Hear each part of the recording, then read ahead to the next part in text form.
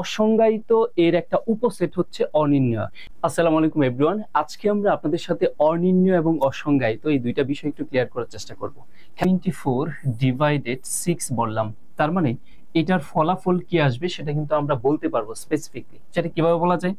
তার মানে দেখেন, এই 6 এর সাথে আমি কত গুণ করলে এই 24 পাচ্ছি সেটা আমরা কিভাবে পাবো? আমরা এই 6 দিয়ে 24 কে ভাগ করে কত পাচ্ছি? 4।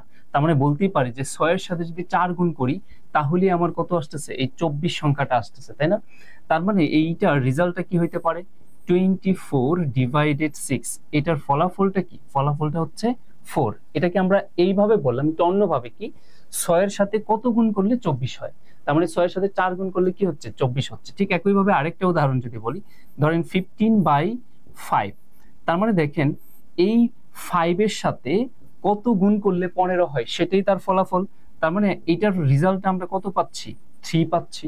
আমরা কিভাবে বললাম? একটু অন্যভাবে বলছি যে এই 5 এর সাথে আমি কত গুণ করলে এই 15টা পাবো, তার মানে কি 3 গুণ করলে 15 পাচ্ছি। আচ্ছা, ঠিক একইভাবে যদি আমরা এইটা বলি, এই 0/0, একটু খেয়াল করে দেখেন। তার মানে এটাও তো আমরা আগের বারের মতো এভাবেই বলতে পারি যে 0 যে সংখ্যাটা আমরা এখানে দেখতে পাচ্ছি, 0 এর সাথে কত গুণ করলে এই শূন্যটা পাবো। তার মানে এই শূন্যের সাথে কত গুণ করলে এটা পাবো। দেখেন, এটা কিন্তু অনেক কিছুই হতে পারে। কেন? আপনি একটু খেয়াল করে দেখেন, আমরা যদি এই শূন্যের সাথে 1 গুণ করি তাহলে কত হয়? 0 হয়। আমরা যদি শূন্যের সাথে 2 গুণ করি তাহলেও কত হয়? 0 হয়। আমরা যদি শূন্যের সাথে 3 গুণ করি তাহলে কত হয়? 0 হয়। তার মানে বোঝা যাচ্ছে 0 এর সাথে আমরা অসংখ্য সংখ্যা আছে যেগুলা গুণ করলে গুণফল কি হয়? 0ই হয়। তার মানে এইখানে এইটার রেজাল্টটা আমার এখানে 1 ও বসাইতে পারি, 2 ও বসাইতে পারি, ডট ডট 3 4 5 ডট ডট যে কোনো সংখ্যা আমরা স্বাভাবিক সংখ্যা বসাইতে পারি। তার মানে যে বিষয়টা আমরা দেখতে পাচ্ছি সেটা হচ্ছে 0/0 এর রেজাল্ট কিন্তু অনেক কিছু হতে পারে। কি হতে পারে? 1 হতে পারে, 2 হতে পারে, 3 হতে পারে, 4 হতে পারে, ডট ডট আরো অজস্র ফলাফল কিন্তু হতে পারে। তার মানে দেখেন, আমরা 0/0 কে তার ফলাফলটা কি স্পেসিফিক বলতে পারছি যে 1ই হবে? না, 0/0 2 হতে পারে, 3ও হতে পারে, 4ও হতে পারে, ডট ডট ডট। এটা কিন্তু আমরা নির্ণয় করতে পারছি না।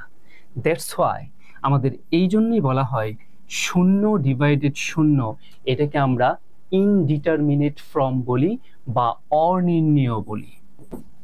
তার মানে এইবার আরেকটা বিষয়, সেটা কি?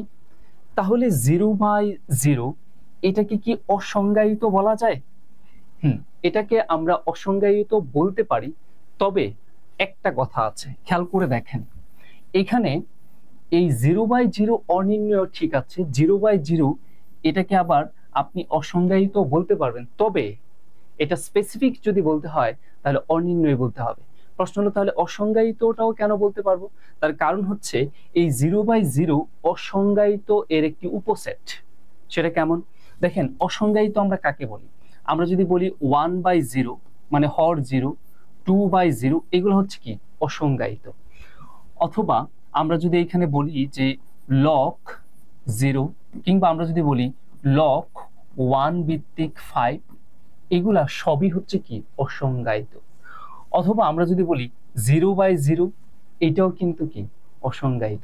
তো এরকম অজস্র অসংজ্ঞায়িত ফর্ম আছে, অজস্র। তার মানে দেখেন, এই অসংজ্ঞায়িত ফর্মেরই একটা একটা অংশ বা একটা উপসেট হিসাবে আমরা বলতে পারি 0/0 বা অনির্ণয়। তার মানে কি বোঝা যাচ্ছে? অসংজ্ঞায়িত এর উপসেট আমরা অনির্ণয় বলতে পারি। ঠিক আছে? তার মানে দেখেন, এইরকম অনির্ণয়ের ফর্ম আছে জাস্ট 7টা ফর্ম আছে, আর অসংজ্ঞায়িত কিন্তু অসংখ্য ফর্ম আছে, অনেকগুলো অজস্র ফর্ম আছে। কিন্তু অনির্ণয় কি আছে? জাস্ট স্পেসিফিক 7টা ফর্ম আছে। সেটা কি আমি একটু লিখে দিচ্ছি, খেয়াল করে দেখেন। আমরা যদি 0/0 বলি সেটাও অনির্ণয়। আমরা যদি এখানে 1/∞ বলি সেটাও অনির্ণয়।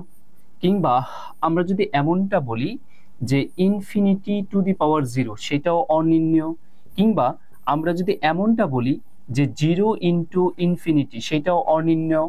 এবং আমরা এমনটা যদি বলি যে ∞ - সেটাও অনির্ণয়। আবার আমরা যদি বলি ইনফিনিটি ভাগ ইনফিনিটি, সেইটাও অনির্ণয়। এন্ড লাস্ট ওয়ান ইজ আমরা যেটা বলছিলাম 0 ভাগ 0, সেটাও কি অনির্ণয়। তার মানে এই 7টা ফর্ম আছে হচ্ছে অনির্ণয়ের, কিন্তু অসংজ্ঞায়িতের অসংখ্য ফর্ম আছে। আর এই জন্য বারবার আমরা বলছি অসংজ্ঞায়িত এর একটা উপসেট হচ্ছে অনির্ণয়। এখন যদি প্রশ্নে বলা হয় যে আপনাকে এইটা বললো, যেটা আমরা সাম্প্রতিক সময়ে অনেকবারই এই প্রশ্নটা পরীক্ষায় আসতে দেখছি, যে 0/0, এখানে আমার 4টা অপশনের মধ্যে কোথায় অসংজ্ঞায়িত ছিল না, জাস্ট অনির্ণয় ছিল, সেই ক্ষেত্রে আমাদের আনসারটা কি দিতে হবে?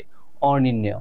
আর যদি ওই 4টা অপশনের মধ্যে অনির্ণয় না থেকে অসংজ্ঞায়িত থাকে, তাহলে আবার আমার আনসার করতে হবে কি?